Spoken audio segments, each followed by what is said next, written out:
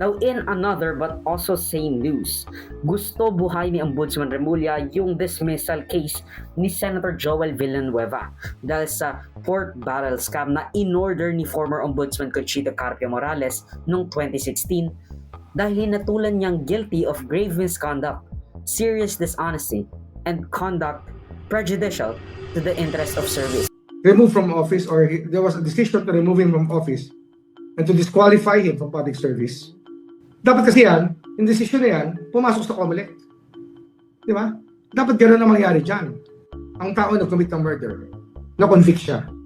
Yan ba, pwede pa mag-bail yan? O pwede pa ba? Hindi na dapat, di ba? Dapat kulong na yan.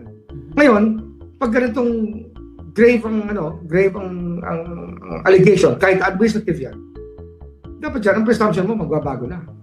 Wala na presumption of innocence pagka naka-decide ng ombudsman, di ba?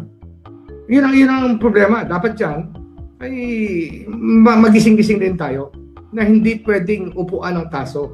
Kaso nagulat si Remulla kasi nag-drop agad ng post si Joel Villanueva. Ang sabi ni Joel, na-reverse na yung desisyon ni Conchita Carpio Morales noong 2019 pa. We're surprised by the decision. Ano ba sa siya? Kung sinabi ko din gagawin ko sa discount na siya. So, it's a surprise secret decision. Nobody was raising that issue before. Someone will never get quiet throughout the years. Congressman Martinez never spoke about it. Diba parang secret decision siya? Alam niyo ba yun? Well, harassment is not harassment. It's something that everybody thinks it is still valid. But it turned out to be not valid anymore due to a secret decision. Dapat kasi, hindi naman nag-publish siya, hindi rin nabas. Nobody know about it. Kahit sa society mo, hindi nila alam yan.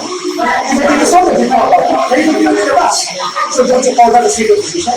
Hindi kasi sinunod ng Kongreso, both leaders of the House at Senate, sa pagpapatanggal ng most of the people na sangkot sa PDAF o pork barrel scam, which included Gringo Honasan and Joel Villanueva for the House.